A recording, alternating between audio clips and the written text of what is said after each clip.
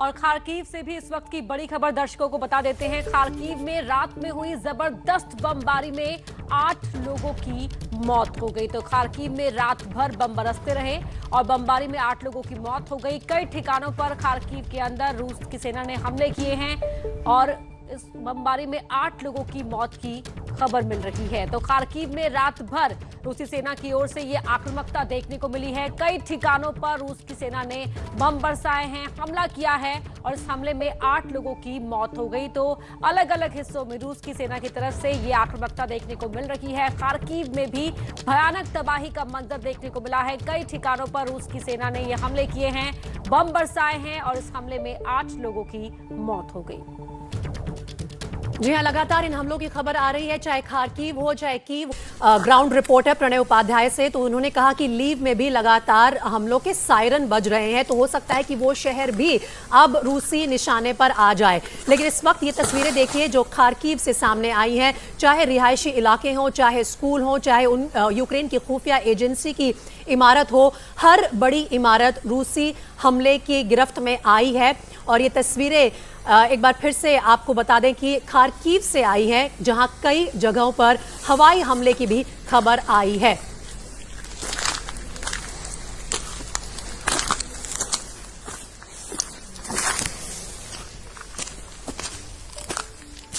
Kharkiv में कई जगह हमलों की खबर है और ये क्षतिग्रस्त इमारतें हैं रिहायशी इलाकों की। और इसके अलावा जो चर्चा है वो इस बात पर है कि किस तरह से भारतीय नागरिकों को वहां से निकाला जाए, खासतौर पर उन स्टूडेंट्स को जो अभी भी काफी तादाद में फंसे हुए हैं। मेरे साथ स्टूडियो में तमाम खास मेहमान मौजूद हैं। अब चलना चाहूंगी सीनियर जर्नलिस्ट प्रदीप सिंह जी के पास। प्रदीप सिंह जी, हम चर्चा कर रहे थे थोड़ी देर पहले कि इस वक्त ये तक कह दिया गया है भारत सरकार ने कि आप जहां भी फंसे हुए हैं यूक्रेन में, खासतौर पर इन शहरों में जहां हमले हो रहे हैं, निकल लीजिए, पैदल निकल लीजिए। कहीं ना कहीं लगता है कि हर कोई इस उम्मीद में बैठा था कि जल्द ही इस युद्ध का समाधान होगा, लेकिन वो मिल नहीं पा रहा है। बिल्कुल, देखिए, अंदाज़ा बहुत से लोगों को नहीं था। जब भारत सरकार ने पहले एडवाइजरी जारी की थी तो केवल 4000 लोग लौटे थे। उसके बाद एम्बेसी के लोगों को कहा कि अपने परिवार को भेज दीजिए, तब भी ज़्यादातर लोग नहीं निकले। लेकिन भारत एकमात्र देश है जो अपने लोगों को इस युद्ध क्षेत्र से निकाल रहा है। अमेरिका हो, यूरोप हो, बाकी देश जो हैं उन्होंने सीधे मना कर दिया है कि अब हम जो है अपने किसी नागरिक को निकालने की स्थिति में नहीं है।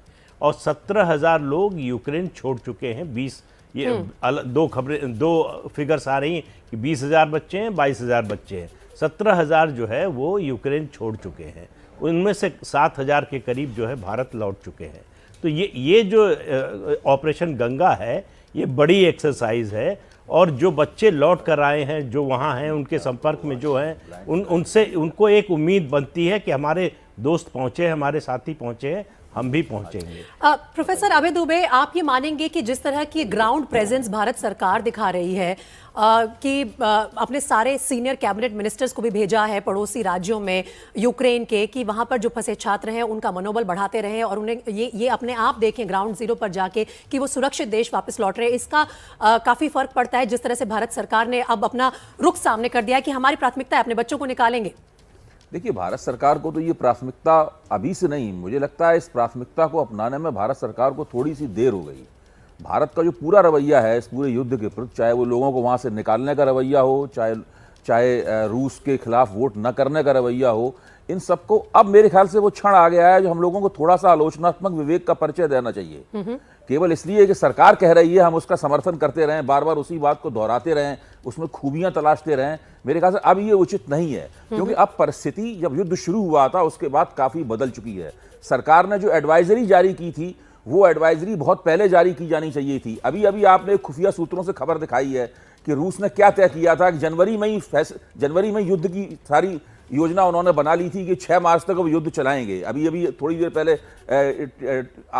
एबीपी ने ये खबर को दिखाया था। इसका मतलब है कि भारत के सूत्रों को या तो पता नहीं था कि ऐसा होने वाला है, और अगर पता था तो उसको उस गंभीरता से नहीं लिया गया जिस गंभीरता से लिया जाना चाहिए। आपकी बात सही है प्रोफेसर अभय दुबे, जहां क्रिटिसिज्म होनी चाहिए वहां होनी भी चाहिए। अगर हमने देरी कर दी है तो कहीं ना कहीं मानना भी पड़ेगा, लेकिन ये युद्ध लगातार जारी है और 170 घंटे से ज्यादा का समय हो गया है। यूक्रेन के लोग तो भुगत ही रहे हैं, लेकिन साथ ही वो लोग जो दूसरे राज्यों के हैं, दूसरे देशों के, जो वहां फंसे हुए हैं, उनकी भी जान पर खतरा लगातार मंडरा रहा है।